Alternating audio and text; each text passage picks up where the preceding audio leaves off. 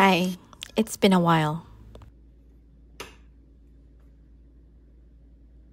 You felt my determination on my last video on really making life happen this year, and my first task is to declutter.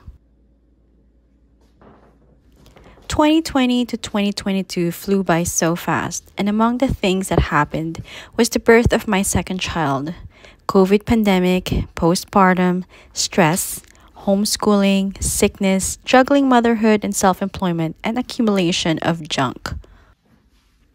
Now, between those years, I've already gotten rid of some, but I continue to do so yearly because truly, if you're not in the right frame of mind, then it becomes a cycle. What makes it different this year? I have now a clear vision of how I want my life to be.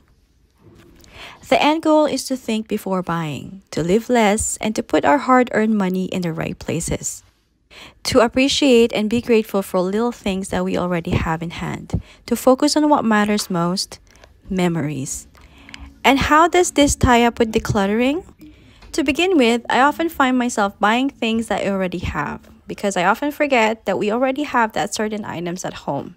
Instead of saving that money, it is then spent. When you have less stuff, you have more space. You don't have to spend so much time cleaning and you spend more quality time instead. So today, I woke up early so I can do things in peace. The first thing I do after morning prayer and self-care routine is to boil hot water for my warm lemon water that I drink every morning. My first chore of the day is to wash toys with soap and water. I'm going to let them dry, then I'm going to get rid of toys that my kids no longer play with. Now, before I start filming this video, I already sorted out clothes that no longer fit my two kids, bagged them and delivered them to our friends who can still use them. There are toys that I've already posted on Facebook Marketplace. I've already shredded some papers that we don't need to keep anymore and some decors that does not speak my current style. It's totally gone.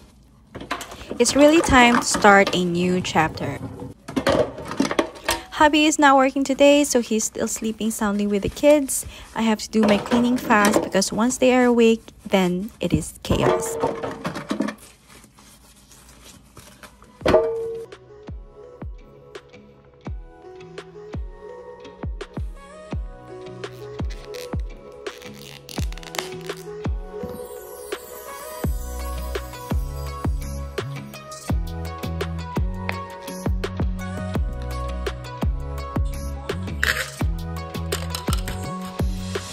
I'm making coffee for the hubs because he is now awake. The kids are still sleeping, so I still have some time to prepare breakfast and cook the rice that has been sitting in the pantry for a while now.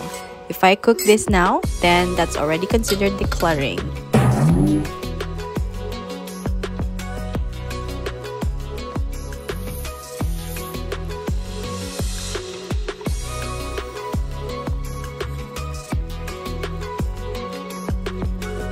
We have about 5 packs of glutinous rice. My mom-in-law keeps on buying them, thinking we don't have them anymore.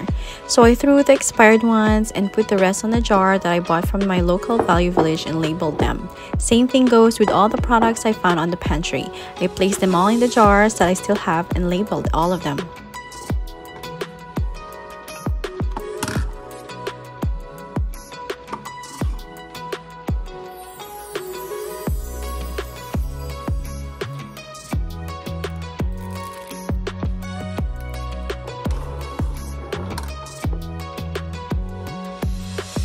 Next, I checked the fridge and took out food products that are expired and threw them all away and washed the jars so we can reuse them.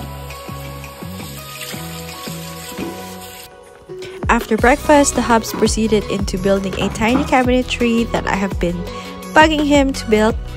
We both juggle work and parenting, so we just have to be patient in our dream reno projects. Actually, it's me. I'm the one who needs to be patient. So now it's time to clean the rest of the toys that I gladly let my youngest play with for the past few days. I'm the type of parent to let their kids go crazy on sensory because I believe that it's important to get dirty, explore, feel, and get creative. And best of all, they kind of leave me alone. Even just for a bit.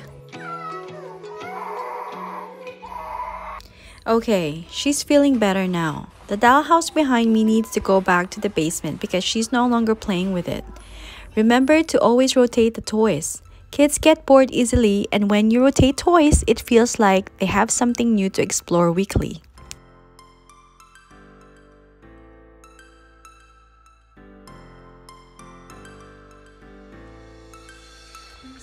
Next, before I prepare for lunch, I will organize our master's bedroom's washroom drawer. I don't have a vanity for my makeup because it's not a priority for me, so I'm only going to take the small drawer on our ensuite washroom vanity. I got rid of so much makeup, and these are the rest of what I think I need. In the future, I want to have less than this.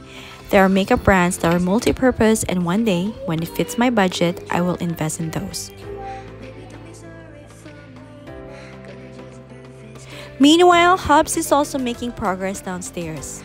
The cabinet is almost ready.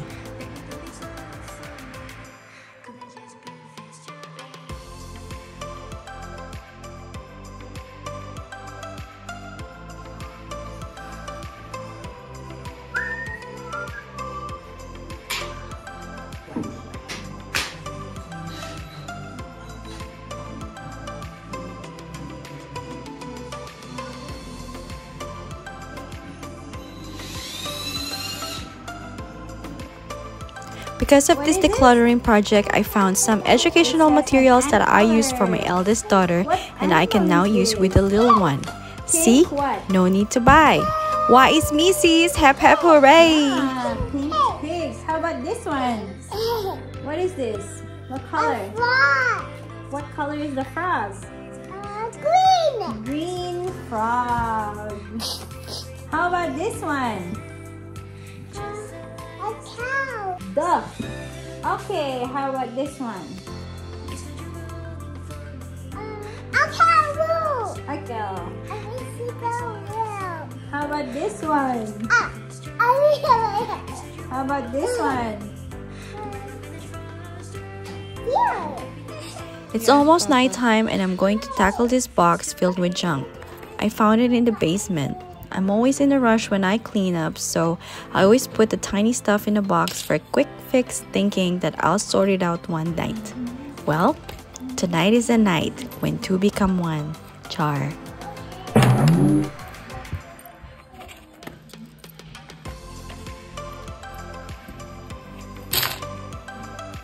Dollarama, Dollar Tree, or Michael's have containers that have dividers, so you can organize all of your buttons, nails, and craft materials. It's easy to see what's inside, or better yet, you can label them. O diba, sorting out day and night, shine bright. Shine bright like a diamond. Don't stop till you drop. You know what they say, clean your space, clean your mind. Tidy house, tidy mind. Tidy whiteys. So this is the end result. It's not aesthetically pleasing, but that's not the main goal here. It's just amazing to get rid of things that no longer serves your purpose. Sometimes finding your peace starts with cleansing. And peace starts at home. Thank you so much for watching today's video. I hope you all find time to declutter this spring and bring in and find peace in your life.